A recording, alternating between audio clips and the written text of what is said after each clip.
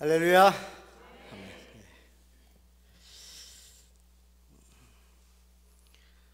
앞에서 찬양을 너무 오늘 이렇게 잘해 주셔가지고요. 찬양하는 시간에 제가 흠뻑 은혜에 빠졌습니다. 그래서 혼자 먼저 눈물도 흘리고요. 또 어쩜 동신 여성 중창팀 선곡을 그렇게 해주십니까? 하나님 나 부르실 때에 내 연약함 아시고 내 부족함 아시고 부르셨다는 그 찬양의 가사가 저를 이 자리에 또 서게 하시고 또 하나님 말씀을 전하게 하시는 줄 믿습니다. 여기 오신 모든 성도님들, 저는 도구고 온전히 지금도 살아계시고 지금까지 우리를 인도하신 하나님, 그 하나님이 오늘도 말씀하실 걸 기대하시면서 정말 살아있는 말씀의 은혜를 경험하시는 복된 예배 시간 되기를 주의 이름으로 축복합니다. 제가 한번 기도하겠습니다. 하나님 감사합니다. 하나님 날 부르실 때에, 하나님 우리를 부르실 때에 우리를 연약함을 아시고 부족함도 아시고, 그래서 하늘 보좌를 버리시고 이 땅에 예수 그리스도께서 친히 오셔서 우리가 할 수 없는 모든 것들 우리 하나님께서 다 짊어져 주시고 우리를 구원해 주신 그 하나님 감사합니다. 주님, 이 시간에 하나님의 이 시간 우리와 함께 계심을 기억하게 해주시고, 오직 살아계신 하나님, 온 우주 만물을 창조하시고 지금도 온 세계 곳곳에서 목숨을 걸고 선교하는 모든 선교사들에게 은혜 주시고, 또 우리를 이 자리까지 인도하신 그 하나님의 무한하신 사랑이 아버지 이 자리에서도 선포되길 원합니다. 하나님의 마음이 전해지길 원하오니 성령 하나님이여, 성령 하나님이여, 이 시간에 우리의 심령을 만져주시고 살아있는 믿음으로 승리할 수 있도록 도와주시옵소서. 이 시간 간절히 주님의 역사하심을 믿고 사모하오며 예수님의 이름으로 기도 올려옵나이다. 아멘. 저는 여기 서서 한 30분 그냥 울다가 들어갈 수도 있겠습니다. 근데 저만 은혜 받으면 되는 게 아니고 하나님이 목사를 만드시고 세우신 데에는 너를 통해서 하나님의 사랑이 전해져야 된다는 그런 사명이 있는 줄 믿습니다. 그래서 저만 은혜 받고 내려가는 것이 아니고 여기 계신 분들도 정말 하나님의 사랑의 은혜를 이 시간에 흠뻑 젖으셔서 저와 함께 하나님의 나라를 꿈꾸며 하나님의 나라를 위해서 쓰임을 받을 수 있는 우리 모두가 되기를 축복합니다. 목사 안수를 받고 처음 하는 설교입니다. 그러니 얼마나 긴장되겠습니까? 그러면 제 마음 같아선 한 달 전부터 준비하든지 2달 전부터 준비했으면 좋겠는데 그러지 못한 상황이었어요. 그래서 하나님께서 기회를 주시고 또 교회에서 기회를 주셔서 이렇게 말씀을 전하게 됐는데, 본문을 빨리 이제 주보에 올려야 되는 겁니다. 그래서 하나님, 어떤 말씀을 전할까요? 그런데 머릿속에 떠오르는 거는 계속 한 단어였어요. 믿음이었습니다. 믿음이다. 그럼 믿음장 하면 히브리서 11장인데, 그래서 우선 본문과 제목을 정해가지고 우리 사무관사님께 알려드렸어요. 그래서 주보를 찍게 되었습니다. 무슨 얘기입니까? 제가 이 설교를 다른 곳에서 해본 경험이 없다는 거예요. 마음 같아서는 다른 데서 해보고 참 자신 있고 다 외웠고 자신 있는 걸 설교했으면 얼마나 좋겠습니까? 근데 하나님 마음은 그렇지 않다는 것을 저는 이번에 이 본문을 정하면서 알게 됐습니다. 그래서 저도 은혜를 받게 되었죠. 이 믿음이라는 왜 이 단어가 저 안에서 계속 들려왔는지를 저 혼자 묵상을 했습니다. 하나님, 오늘 이 시대 가운데 우리 교회 가운데 선포되어야 되는 것이 믿음인데 이것을 저부로 어떻게 전하라는 것입니까? 그리고 전하려고 이 머리를 짠다 그러잖아요. 머리를 짜냅니다. 하나님, 이 믿음을 전해야겠는데 어떻게 전합니까? 그런데 잘 전해지지가 않는 거예요. 그래서 원인을 살펴봤더니 이곳에는 믿음의 선배들이 앉아 계시잖아요. 믿음의 선배들이 앉아 계신데 제가 무슨 믿음으로 여기 계신 분들을 또 설교하겠나. 그래서 마음을 고쳐먹고 제가 아이들이 없는 방으로 혼자 갔습니다. 그리고 막 기도를 했어요. 무릎 꿇고 하나님, 설교 하나님 잘해야 되는데 이 잘하고 싶어하는 이 마음부터 없애주세요. 그리고 하나님, 전해야 될 것이 무엇인지 알려주세요. 그렇게 기도하는데 제 안에 눈물이 조금씩 나기 시작했어요. 왜 눈물이 났는지는 제가 이 본문을 통해서 함께 나누도록 하겠습니다. 이 본문 1절부터 6절까지의 본문을 보면요, 세 인물이 나와요. 첫 번째는 아벨이 나옵니다. 믿음으로 아벨은 4절에 나오고요, 5절에 믿음으로 에녹은 나옵니다. 또 저희들이 읽진 않았지만 7절에 믿음으로 노아는 이렇게 나옵니다. 그리고 제가 이 믿음으로 아벨은 가인보다 더 나은 제사를 하나님께 드림으로 라는 이 말씀을 읽는 가운데 제 마음에 회개의 영이 임했습니다. 그건 뭐였냐면, 저는 주일날마다 예배를 드립니다. 어릴 때부터 모태신앙으로 예배를 드렸어요. 근데 이 말씀 앞에서 제가 오늘 좀 무너지는 것을 경험했어요. 뭐냐면, 내가 아벨과 같은 예배를 드리고 있는가? 내가 아벨과 같은 하나님이 받으시는 기뻐하시는 예배를 드리고 있는가? 저한테 묻기 시작했습니다. 그리고 가만히 묵상을 해보니 아벨은 도대체 어떻게 예배를 드렸기 때문에, 어떤 제사를 드렸기 때문에 하나님이 이렇게 기뻐하셨을까? 왜 믿음이라고 말하셨을까? 제가 생각해 봤더니 그런 마음을 주십니다. 아벨은 양을 쳤습니다. 그 양을 칠 때 풀을 먹여야 되고요, 물을 먹여야 되고요, 또 날씨가 또 좋아야 되고요. 그 양을 키우는 것이 아벨 자신이 아니라는 것을 아벨은 알았다는 것입니다. 자신의 노력으로 그 양을 키우는 게 아니라는 것을 아벨은 알고 주님 앞에 제사했다는 거예요. 그러니까 제단 위에 올려지는 그 첫 양을 하나님 앞에 드리면서도, 하나님, 제가 이렇게 잘 키웠습니다. 하나님, 제가 드리는 이 예물을 받아주시옵소서가 아니고, 하나님, 이 양도 하나님께서 키우시고, 하나님, 저로 하여금 믿음의 가정에서 자라나게 하셔서 하나님을 예배할 수 있게 하심을 감사하며, 하나님, 이 모든 상황을 하나님 앞에 감사했다는 거예요. 그러니까 자기가 하는 것이 하나도 없다는 것입니다. 지금 저희들이 이 자리에 앉아 있는 것 자체도 우리가 고백할 때 내가 이 자리에 있는 것이 아니고 하나님의 은혜로 제가 여기에 있습니다라고 고백한 것처럼, 아벨도 재물 자체도 하나님이 만드시고 하나님 것이고, 내 자신도 하나님 것이고, 하나님께서 받으실 예배를 하나님이 그렇게 받으셨다는 거예요. 그거에 대한 아벨은 믿음이 있었다는 것입니다. 제가 나누고 싶은 게 그것입니다. 우리가 예배 가운데 지금 이 시간에 이 예배를 받으시는 그 존재에 대한 우리가 깊은 깨달음이 있었으면 하는 것입니다.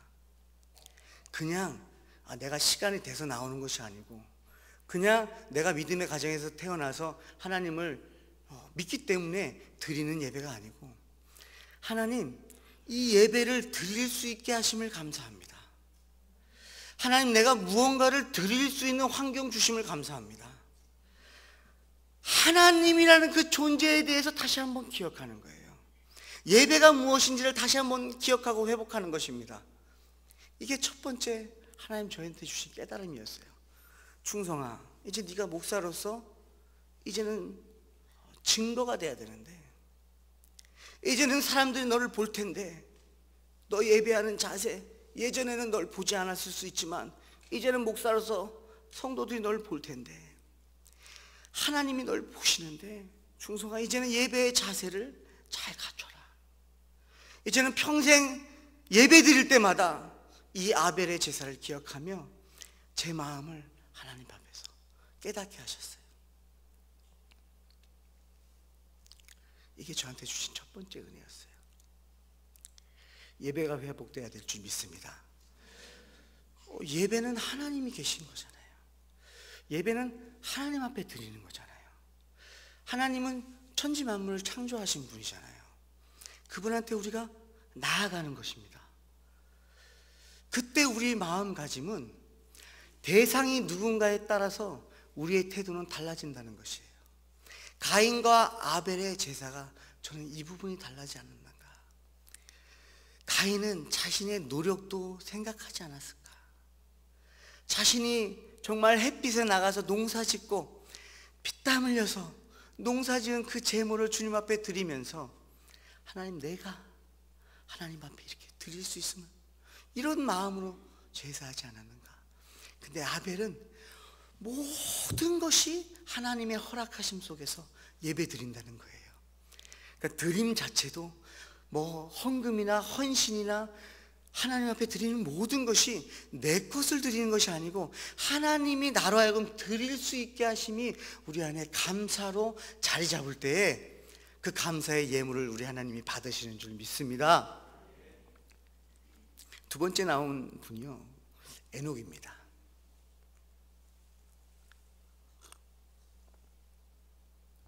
에녹은 하나님과 동행한 사람입니다. 하나님과 동행했다는 말밖에는 성경에 기록되어 있지 않습니다. 하나님, 저도 하나님은 저와 함께 동행하시는 거 제가 알고 있는데요, 이것은 무슨 말이죠? 이렇게 반문했을 때에 저 안에 깨달은 것이 있었습니다. 첫 번째는 동행이라는 단어 자체가 가지고 있는 미닝입니다. 동행은 누군가와 함께 같이 간다는 것이잖아요. 그러면 우리는 하나님이 우리와 함께 하신다는 것을 믿습니다. 믿음으로 고백합니다. 선포합니다. 그렇기 때문에 하나님은 말씀을 통해서 우리와 함께 하신다는 걸 약속하셨어요. 하나님은 말씀을 성취하시는 하나님인 줄 믿습니다. 그래서 예수 그리스도를 죽기까지 죽이심으로 하나님의 사랑을 확증하셨다 그랬어요. 하나님은 어떤 희생을 치르더라도 하나님의 말씀을 지키는 하나님인 줄 믿습니다. 그러면 그 하나님이 우리랑 함께 동행하세요. 그러면 제가 이 말씀을 통해서 깨달을 게 무엇인가 생각해 보니까, 그 동행하시는 하나님을 내가 인식하고 살고 있는가 합니다. 에녹은 300년 동안 주님하고 동행했다 그랬어요. 그리고 죽음을 맛보지 않고 데려가셨습니다. 저는 그 에녹이 하나님과 어떤 교제를 했을까 너무나 궁금해요. 그러니까 여기서 말하는 동행이라는 것은 그냥 하나님이 함께 그냥 옆에 계시고 동행했다가 아니고, 에녹이 삶을 아침부터 밤늦게까지 잠자기 전까지 하나님하고 대화하면서 하나님이 계신 것을 인식하면서, 누구를 만나더라도 그 사람 눈에는 하나님이 보이지 않지만 에녹은 하나님이 함께 하시는 그런 모습으로 삶을 살았다는 것입니다. 여러분들, 사람들이요 너무 힘들어하는 부분이 있어요. 그게 뭐냐면, 누군가한테 인정받지 못하면 너무 힘들어합니다. 우리 다 그런 게 있잖아요. 나를 누군가 인정해 주지 않고 내가 있는데 없는 사람 취급하고 그러면요 굉장히 기분이 안 좋습니다. 그런데 더 기분 안 좋은 건요, 있다라고 말하고 있는 것도 보는데 그 사람에 대한 대우를 하지 않는 거예요. 있다라고 말하면서 무시하는 거예요. 제가 회개했어요. 제가 하나님을 전해야 되는 사람이고 하나님, 우리 저와 함께 하시는 하나님이라고 말하면서 저는 얼마나 하루 24시간 동안 하나님이 저와 함께 하신다는 인식을 가지고 살아가냐는 것입니다. 여러분은 어떻습니까? 옆에 누군가를 만나면서 하나님이 옆에 있는 것을 인식하시면서 만나십니까? 사람들과 대화합니다. 대화 가운데 제가 예를 들어서 다른 곳을 바라보잖아요. 다른 곳을 너무 감탄하면서 바라보면 나와 함께 있는 사람은요 자연적으로 저를 보고 있다가 저의 시선을 따라서 그것을 보게 돼요. 여러분들, 그리스도인이 어떤 사람입니까? 그리스도인은, 바울은 이렇게 고백합니다. 로마서 1장 1절에 예수 그리스도의 종 바울은 그래요. 예수 그리스도의 종, 크리스찬이라는 그 뜻 안에는 추종자라는 것이 들어있어요. 그러니까 우리 크리스찬들은요 예수님을 믿는 사람들 사는 삶은 어떤 사람이냐? 그리스도를 추종하는 사람이에요. 추종하는 삶은요 어쩌다가 생각난다고 그 사람을 생각하는 사람이 아닙니다. 늘 항상 그분을 생각하는 거예요. 그리고 상황만 되면, 내가 말할 수만 있으면 그분을 이야기하는 거예요. 그래서 내가 추종하는 그분이 이 사람에게도 전해지기를 원하는 것을 바로 우리는 추종자라고 말합니다. 그리스도인이 그런 사람이에요. 에녹은 주님이 함께 하시는 것을 늘 믿고 살았던 사람입니다. 하나님 저한테 말씀하세요. 충성아, 하나님이 너와 함께하는 것을 너가 인식할 때에 하나님의 능력이 나타날 줄 믿어라. 제가 하나님을 인식하지 않고 설교를 한들 이게 무슨 능력이 있겠습니까? 이 자리에서 하나님이 여러분 생각 가운데 떠오르지 않는다면 무슨 능력이 나타나겠습니까? 하나님이 이 자리에 계시다라는 것을 우리가 지금 이 시간에 느끼고 인식하고 그걸 믿음으로 받아들일 때에 지금 우리와 함께 하시는 그 하나님의 은혜가 우리 마음 가운데 포수같이 흘러 넘칠 줄 믿습니다. 그 은혜를 받으라는 거예요. 하나님은 늘 함께 하니까 내가 그분을 인식하기만 하면 그분의 은혜를 경험한다는 거예요. 그리고 제가 그분을 인식할 때에 그분의 능력이 나타난다는 것입니다. 여러분들도 그렇지 않습니까? 내 자녀가 부모를 인식하고 부모를 인정해주고 내 아버지가 계시기 때문에 아빠, 저는 아빠를 믿어요. 아빠는 그 아이의 믿음에 만족을 주기 위해서 아빠도 노력하지 않습니까? 근데 우리 하나님은 어떤 분이세요? 전지전능하신 하나님이세요. 태초에 하나님을 창조하신 분이세요. 그러니까 지금 그분이 이 자리에 함께 계신 줄 믿습니다. 우리 영적인 눈을 뜨고 하나님을 보시길 바라요. 영적인 눈을 뜨고 이 성전만 보는 것이 아니고 이 성전에 가득하신 그 하나님을 인식하시길 바랍니다. 그 하나님이 지금 이 시간에 어떤 마음으로 우리를 대하시는지를 우리가 접할 때에 우리의 태도가 달라질 줄 믿습니다. 청년들하고 사역을 할 때 이런 일들이 많아요. 두세 명이 대화를 하고 있습니다. 무슨 얘기를 하는지 몰라요. 막 웃습니다. 근데 제가 가까이 가면 아이들이 살짝 태도가 경직도 되기도 하고 변화가 일어납니다. 저는 무슨 얘기를 하는지 몰라요. 근데 분명한 것은 그 아이들이 저를 인식해 준다는 것을 인식하게 됩니다. 그리고 그들이 저를 목자로 여겨준다는 것을 제가 인식하게 됩니다. 제가 그 앞에 가면 그들이 경청하려고 하는 모습을 볼 때 저는 성령님의 말하게 하심으로 그들을 격려하게 됩니다. 제가 무슨 사랑으로, 제가 무슨 힘으로 그들을 격려하고 사랑하겠습니까? 제가 육신의 사람, 이 오충성이라는 사람이 뭐라고 격려한들 어떤 한 인간이 새 힘을 얻겠습니까?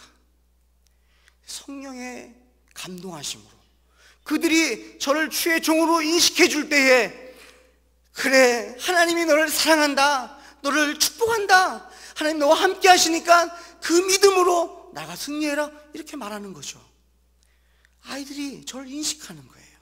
그런데 만약에 제가 지나가는데 저를 인식하지 않고 떠듭니다. 계속 얘기합니다. 그러면 제가 거기 가가지고 얘들아, 내가 무슨 하고 싶은 말이 있는데 내가 너희들 축복해주고 싶은데 내 말 좀 들어볼래? 제가 그럴까요? 그냥 지나갑니다. 왜? 저를 인식하지 않으니까. 하나님이 우리와 함께 하십니다. 그거를 우리가 인식할 때에 하나님이 우리에게도 말씀하실 수가 있는 거예요. 내가 들으려고 할 때에 하나님의 음성이 들릴 수 있는 거예요. 근데 계신 거는 압니다. 근데 언제 그 계신 걸 인식하느냐? 우리가 힘들 때만 주님을 찾는 거예요. 그러나 정말 믿음의 사람들은 고난이 닥쳐오기 전부터 하나님과 대화를 통해서 고난이 닥쳐와도 왔다 갔는지도 모를 정도로 그런 믿음의 행로를 걸어갈 수 있을 줄 믿습니다. 저도 앞으로 그렇게 살기를 결심하고 사모하고요.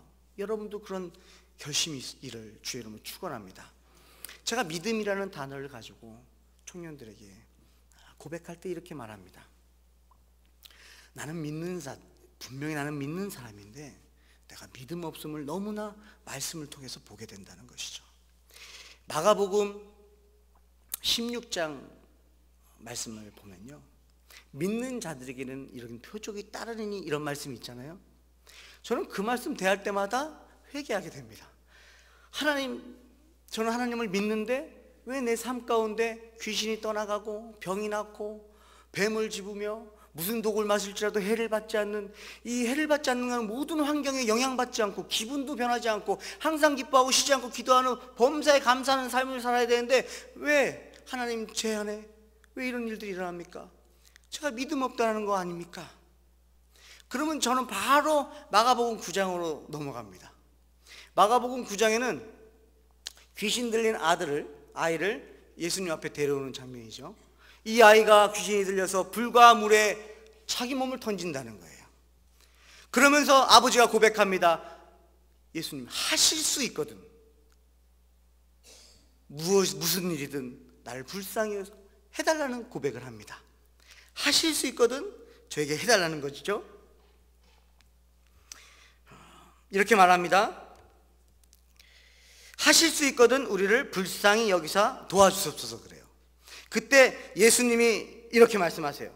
예수께서 이르시되 할 수 있거든이 무슨 말이냐? 믿는 자에게는 능히 하지 못할 일이 없느니라 하시니. 지금 아멘 하신 분들 제가 존경합니다. 왜? 이 다음 구절에서 바로 그 모습이 나오거든요. 이 아버지의 모습에서. 이 아버지가, 저는 이 곧이라는 말에 은혜를 받아요. 곧 그 아비의 아버지가 소리를 질러 이르되 내가 믿나이다 나의 믿음 없는 것을 도와주소서 하더라 그랬어요. 무슨 말이에요? 이 아버지는 믿음 없이 나왔어요. 근데 하나님의 말씀이 선포됐습니다. 그 자리에서 아멘, 내가 믿나이다 우선 선포한 거예요. 근데 언제 아멘을 했습니까? 묵상을 해보고 했습니까? 그렇지 않아요. 워낙에 이 아버지는 사모함이 사무쳐 있기 때문에 이 제단에서 하나님의 말씀이 떨어지는 것만을 기다리고 있었기 때문에 떨어지자마자 그 아버지는 곧 소리를 질렀다는 거예요. 뭐라고요? 내가 믿나이다. 그 다음에 재미있는 고백을 해요. 내가 나의 믿음 없는 것을 도와주소서 그래요. 참 재밌잖아요. 믿습니다 해놓고 내 믿음 없는 것을 도와주소서 그래요. 와, 하나님, 이게 제 고백입니다. 하나님, 마가복음 16장의 말씀이 믿는 자들에게 나타나는 표적이 제 삶 가운데 일어나길 원합니다. 그러나 내 믿음이 없습니다. 그러나 내가 믿습니다. 내가 하나님을 믿기 때문에 믿는 자에게 능치 못함이 없으며 믿는 자를 도와주시는 하나님인 줄 믿습니다. 하나님 도와주세요. 하나님 도와주세요. 하나님 도와주세요. 제 안의 고백은 이게 끊어지지가 않아요. 하나님 도와주세요. 내가 믿을 수 있게 도와주세요. 하나님, 내가 믿음 없음을 용서해 주세요. 그리고 고백하는 거예요. 여기 계신 우리 성도님들, 이 믿음이라는 단어를 다시 한번 생각하시며 믿음의 고백과 믿음의 선포를 하실 수 있기를 주의 이름으로 축원합니다. 믿음이 뭘까요? 저는 참 예화를 잘 안 써요. 저는 아이들이 많기 때문에 굳이 예화집을 찾지 않아도 예화가 참 많습니다. 다 아시죠? 아들 4명이 있습니다.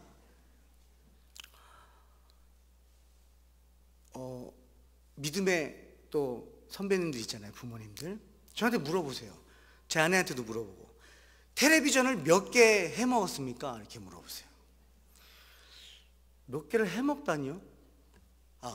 넘어뜨리고 또 막 던져서 액정이 깨지고 하도 눌러서 뭐 단추가 빠지고 뭐 이런 일들이 없냐는 거예요. 저는 그런 일이 없어요.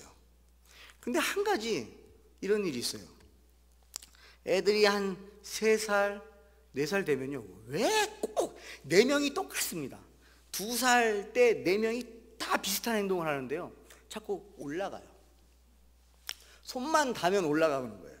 그러다 보니까 TV 따위가 저희 집은 높게 해놨습니다. 아이들이 못 만지게 하려고. 그래서 길 때는 못 만지지만 서서 뛰어다닐 정도 되면 만지죠. 그러니까 애들이 올라가요. 그러면 제가 보고 깜짝 놀래고 빨리 내려와. 그러면 제가 걸어가고 있는데요, 뛰어내립니다. 제가 걸어가고 있는 걸 아이는 확인하면 뛰어내려버려요. 그래서 저는 가서 확 받아주는 거죠. 또 하나 예가 있습니다. 수영장에 아이들이 놀 때가 있어요. 제가 아빠가 물속에 있습니다. 그러면 물 높이는 이미 제 이 정도까지 차 있어요. 근데 우리 사랑이 아시는 분들 아시겠지만 너무 사랑스러운 이 아이가 무슨 믿음인지 자기 키보다 한 3배쯤 되는 그 수영장에서 아빠가 자기를 보고 있기만 하면 뛰는 거예요. 아우, 그만해라, 그만해라. 뛰는 거예요. 계속 뛰는 거예요. 자기는 그게 재밌는 거예요. 그러면 우리 어른들 뭐라고 합니까? 그런 상황에 얘는 도대체 뭘 믿고 무슨 믿음이냐라는 말을 한다는 것이죠. 저는 오늘 믿음이라는 단어를 좀 새로운 단어로 여러분하고 나누길 원합니다. 우리가 하나님 앞에 믿습니다 라는 말을 쓰죠. 저는 그 말을 좀 바꿔보고 싶어요. 아이가 아빠가 자기를 보고 있다는 것을 봤습니다. 그것은 바로 믿음의 시작이에요. 그 다음에 이 아빠가 나를 받을 수 있는 정도의 힘과 능력이 있다는 것을 아이가 압니다. 깨닫습니다. 믿음의 성장이에요. 근데 진짜 믿음은 언제 나타납니까? 뛰어내려야지 믿음이 나타나는 거예요. 이 아이가 아빠를 믿는구나라는 확신이 저한테 언제 주어집니까? 뛰어내릴 때 얘가 나를 믿는구나, 그 믿음이 확증된다는 것이죠. 저는 그래서 믿음이라는 단어를 한번 바꿔봤어요. 내던진다, 드린다. 그럼 제가 말씀을 좀 바꿔보겠습니다. 내가 믿습니다, 믿습니다, 하나님 믿습니다, 그렇게 하실 줄 믿습니다라고 하는 것에다가 하나님 저를 내어드립니다, 하나님을 내가 믿기 때문에, 하나님을 내가 믿기 때문에 내어드립니다, 내어드립니다, 내어드립니다 했을 때 하나님이 일하시지 않겠습니까? 나를 내어드리는 건 없이 하나님이 하실 줄 믿습니다, 하나님이 하실 줄 믿습니다. 우리 믿음의 선진들을 보라고 했어요. 2절 말씀에. 무슨 얘기예요? 믿음의 선지를 통해서 믿음이 확증됐다는 것입니다. 누군가의 믿음의 고백과 믿음의 결단과 믿음의 헌신을 통해서 이 믿음이 증거됐다는 것이에요. 저는 어머니가 계시는데 저는 어머니의 신앙을, 믿음을 물려받았어요. 저희 어머니 어릴 때부터 그래요. 기도하지 말라는 것은 나보러 죽으라는 말이다. 얼마나 비장하십니까? 저는 그때는 그냥 어머니가 신앙이 좋으신 분인 줄만 알았어요. 근데 제가 기도하는 삶을 살아보니까요, 어머니 하신 말씀이 그냥 하신 말씀이 아니구나. 믿고 기도하니까 영이 살고 육이 살고 공급하시는 하나님을 믿고 삶을 인도하시는 거예요. 저희 어머니 혼자서 4남매를 키우셨는데 그 시대에 얼마나 힘드셨습니까? 저희 4남매는 이렇게 고백합니다. 저희 어머니의 믿음이 우리를 지금까지 인도했습니다. 믿음의 선진이에요.